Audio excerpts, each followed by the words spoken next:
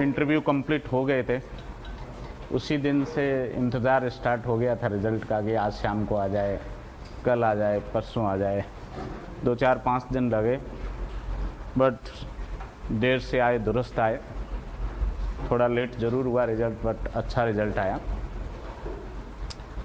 जहाँ तक बात कट ऑफ की है, एक्सपेक्टेशन से थोड़ी ऊपर रही है कट ऑफ। जनरल में भी ऊपर रही है और ओबीसी में भी ऊपर रही है। मेरा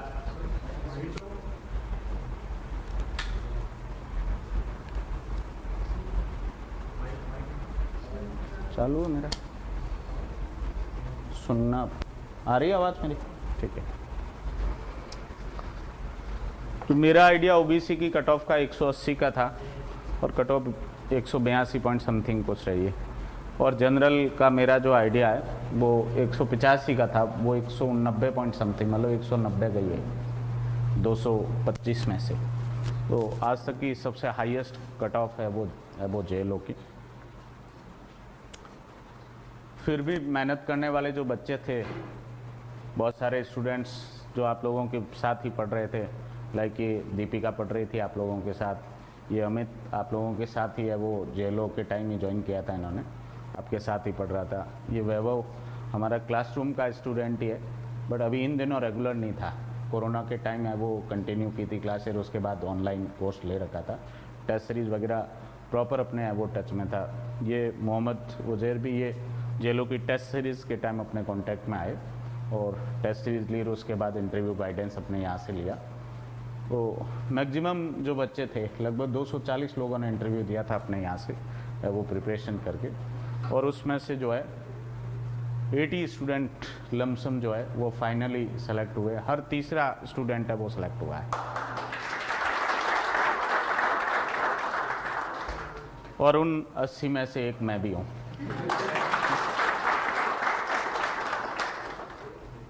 आज से करीबन 10 साल पहले जब एक बार आरजेएस का फाइनल रिजल्ट आया था, तब इस तरीके का मोमेंट या क्षण है वो देखने को मिला था।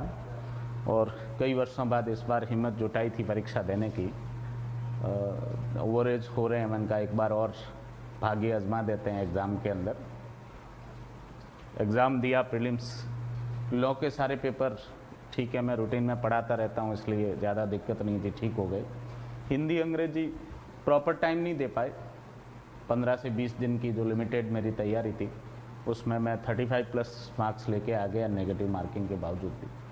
तो इंटरव्यू कॉल हो गया, और इंटरव्यू होने के बाद मैं ठीक है आश्वस्त था कि 180 के आसपास ओबीसी की कट ऑफ रहेगी। 174-75 नंबर तो मेरे रिटर्न में ही थे, तो 5 नंबर की ज़रूरत है, इतने तो कम से कम मिल जाएंगे। मैं 10 की हॉप लेके बैठा था कि 10 नंबर कम से कम मिल जाने चाहिए मुझे, और ऑब्वियसली शायद उसी रेशियो में इन्होंने 10 से 15 के बीच में दिए मुझे इंटरव्यू के अंदर। और फाइनली ईश्वरीय कृपा से, माता पिता और गुरुजनों के आशीर्वाद से, और आप सभी जो है वो स्टूडेंट्स और हितैषी जो है वेल विशर, उन सब की दुआओं से फाइनली मैं भी 35th रैंक से इस वो एग्ज़ाम में सेलेक्ट हुआ।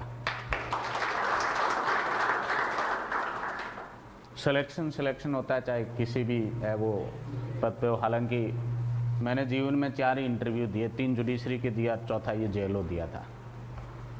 तो इसलिए मुझे था कि हाँ मैं हो जाऊंगा इस, भले ही कितनी सीटें हैं, किसी भी कैटेगरी में मैं कवर हो रहा हूँ। लॉ मेरा इतना साउंड है कि मैं लॉ के बेसिस पे ही है वो इस एग्ज़ाम को निकाल लूँगा।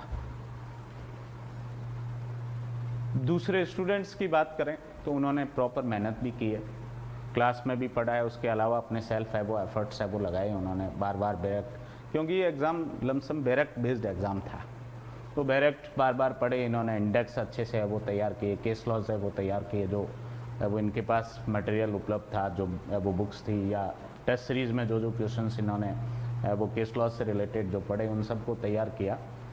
और बहुत टफ कंपटीशन में से जो है इन्होंने जितने भी कैंडिडेट्स सेलेक्ट हुए, चाहे वो क्लासरूम के स्टूडेंट्स हैं, चाहे वो टेस्ट सीरीज और इंटरव्यू गाइडेंस के स्टूडेंट है, या केवल इंटरव्यू गाइडेंस के स्टूडेंट्स हैं, सब जो है वो धन्यवाद के पात्र है। जितनी उनकी प्रशंसा है वो की जाए, जितनी बधाइयाँ शुभकामनाएं दी जाए उतनी कम है, क्योंकि इतने टफ कंपटीशन के अंदर 190 की मेरिट के अंदर है वो सीट निकालना जो है वो असंभव नहीं तो मुश्किल तो बहुत था। मुश्किल है वो बहुत था, और उस बात को इन्होंने जो है वो संभव में तब्दील जो किया है, तो बहुत मेहनत की है, तभी है वो इस सफलता तक है वो पहुँचे। आप सभी लोग जो तैयारी कर रहे हैं, भविष्य में आप लोगों में से, ये ज़रूरी नहीं है कि साहब जेलों में नहीं हुआ तो अपनी क्वालिटी ख़त्म होगी, ये भी आवश्यक नहीं है। जो लोग जेलों में मान लो जिनका इंटरव्यू भी कॉल नहीं हुआ, वो आरजेएस में अच्छी रैंक से सेलेक्ट हो जाएंगे। और मान लो जो है जिनका है वो आरजेएस में नहीं हुआ, तो उसका भी मतलब ये नहीं कि वो जेलो या एपीओ या और कोई एग्जाम, असिस्टेंट प्रोफेसर लॉ वगैरह नहीं निकाल सकते। हर एग्जाम का अपना अलग मायना होता है, और उस पर्टिकुलर टाइम में आपने कितनी अच्छी मेहनत की है, इस पर डिपेंड है वो रिजल्ट। तो इसलिए जो है आप राइट डायरेक्शन में वो तैयारी करते रहें स्टूडेंट्स। जो आगे आपका 222 सीटों की आरजेएस की भर्ती जो है 23 जून को नेक्स्ट मंथ ही है वो प्रीलिम्स एग्ज़ाम है, उसके बाद 2-3 महीने बाद मेंस एग्ज़ाम हो जाएगा और अल्टीमेटली इंटरव्यू है वो होगा। तो आप लोगों में से ये मान के चलें कि वो कुछ लोग तो आप लोगों में से ही सेलेक्ट होंगे जो यहाँ तैयारी कर रहे हैं। आप अपने आप पर कॉन्फिडेंस है वो रखें, और जो चीज़ें पढ़ाई जा रही क्लास में उसको आप ऑनेस्टली फॉलो करें। क्लासरूम की जो आपकी स्टडी है, ये आपके लिए एक बता दें कि एक अमृत बाण है ये इस एग्ज़ाम को निकालने के लिए। जो कुछ भी पढ़ाया जा रहा है, चाहे वो बेयर सेक्शन पढ़ाया जा रहा है और उसके एडिशन में, इंटरप्रिटेशन में कोई डिफरेंस वगैरह, कोई भी बात पढ़ाई जा रही, हर चीज़ आपके लिए इंपॉर्टेंट है। और यदि आपने ऑनेस्टी से फॉलो करके उसको प्रिपेयर कर दिया तो एग्ज़ाम कोई बहुत बड़ी बात नहीं। जब अमित 4 महीने की तैयारी के अंदर जेलों का एग्ज़ाम, ये वैसे रिटर्न एग्ज़ाम में बहुत अच्छे मार्क्स थे इसके, 180 है वो रिटर्न एग्ज़ाम में थे।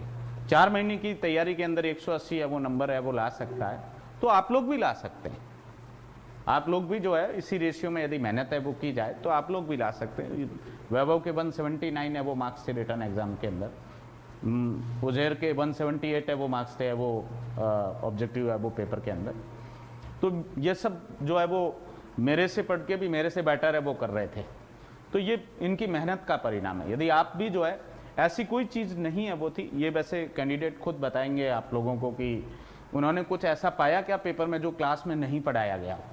ऐसी मुश्किल से कोई 1-2% चीज़ होगी जो बिल्कुल नहीं थी, बाकी सब चीज़ें वही थी जो क्लासरूम में पढ़ रखी है, स्टडी मटेरियल में इनके पास थी, टेस्ट सीरीज में इन्होंने फेस कर रखी थी, सभी चीज़ें वही थी। बस ज़रूरी है कि मेहनत करने की थी, उसको बार बार रिवीजन है वो करने की थी, मेमोराइज करने की थी, और अल्टीमेटली जो है एग्ज़ाम हॉल के अंदर अपना बेस्ट देने की थी। वो जिन जिन लोगों ने किया, जिनका भाग्य भी है वो बराबर है वो साथ दिया, जिन पर है वो अभी इस टाइम में उनके स्टार है वो बराबर है वो काम कर रहे थे, जिस दिन एग्ज़ाम हुआ उस दिन, जिस दिन इंटरव्यू हुआ उस दिन, तो वो लोग इस लिस्ट में आ गए। और जो इसमें रह गए वो आरजेएस वाली लिस्ट में आपको दिख जाएंगे। कुछ लोग इनमें से भी कॉमन होंगे जो अभी जेलों में भी दिखे हैं, वो आरजेएस में भी दिखेंगे, बट सारे लोग नहीं कर पाएंगे, क्योंकि एक जॉब लगने के बाद क्या होता है कि आदमी संतुष्ट हो जाता है और फिर वो लूज पड़ जाता है। वो इतनी है वो अच्छी तैयारी है वो डेडिकेशन के साथ नहीं कर सकता जब तक वो विदाउट जॉब है वो करता है। बहुत सारे मेरे स्टूडेंट पिछले जेलों में वो अच्छी रैंक से सेलेक्ट थे, नेहा खान थी, ये निमिता शर्मा थी, मुकेश पुरोहित था, ऐसे बहुत सारे स्टूडेंट्स, कविता चारण थी। तो उन्होंने जब से जॉब प्राप्त की उसके बाद वो उतना अच्छा नहीं कर पाए। तो यही रीज़न है कि एक तो जॉब का प्रेशर हो जाएगा 9 से लेकर 6 बजे तक का, और फिर जो है एक मन को संतुष्टि भी मिल जाती है, ठीक है एक बार जॉब तो मिल गई, आगे प्रमोशन हो जाएगा 2-4-5 साल बाद, और चलते रहेंगे। तो जब तक मन के अंदर आग रहती है, फायर रहती है, कुछ प्राप्त करने की जो है वो लालसा रहती है, तब तक तो आप दौड़ते हो दूसरी स्पीड से। और जो ही कुछ आपको ऐसा मंजिल छोटी सी मिल जाती है तो आपकी गति है वो धीमी हो जाती है, फिर उस धीमी गति वाले लोगों को जो दूसरे लोग हैं वो क्रॉस कर जाते हैं। तो इसलिए जो लोग जेलों में सेलेक्ट हुए उनको मेरा ये कहना है कि आप अपनी तैयारी कंटिन्यू रखें। थोड़े से भी लूज पड़ गए तो फिर तैयारी होगी नहीं, आपको ऐसा लगेगा हम तो सब भूल गए हैं, सब एक से वो स्टार्ट है वो करना पड़ रहा है, ऐसा लगेगा। इसलिए अभी तक की जो आपकी तैयारी थी इसको कंटिन्यू रोज़ 5-7-10 घंटे रोज़ पढ़ते ही रहे आप, जो ही समय मिलता है आपको। अभी 2-3 महीने तो आप लोगों को भुलाएंगे नहीं, 2 से 3 महीने तो पुलिस वेरिफिकेशन और दूसरी चीज़ें जो है उनको करने में लगा देंगे, तब तक प्रीलिम्स तो आप लोगों का हो ही जाएगा। अब उसके बाद मेंस की बात है तो उसको आपको कंटिन्यू है वो करना होगा तैयारी को। केडी एडवांस लॉ क्लासेस संस्थान की तरफ से सभी 80 जो कैंडिडेट्स जो है वो सेलेक्ट हुए इस संस्थान से, उन सबको मेरी तरफ से हार्दिक बधाई और शुभकामनाएं उज्जवल भविष्य की। आगे भी वो तैयारी करें, अल्टीमेटली जुडिशरी तक पहुँचे, और जो नहीं कर पाए तो वो एपीओ के लिए करें, एपीओ के भी नहीं तो जो अपना प्रमोशन वगैरह के माध्यम से है वो अच्छी वो अधिकारी के रूप में कार्य करें। और इवन जो लोग सेलेक्ट हुए, भले केडी एडवांस लॉ क्लासेस संस्थान से उन्होंने नहीं पढ़ा है, कोई कोर्स नहीं लिया है, कोई इंटरव्यू गाइडेंस नहीं लिया, उन सबको भी मेरी तरफ से हार्दिक बधाई और शुभकामनाएं, और उज्जवल भविष्य की कि वो अच्छे अधिकारी के रूप में वो कार्य करें।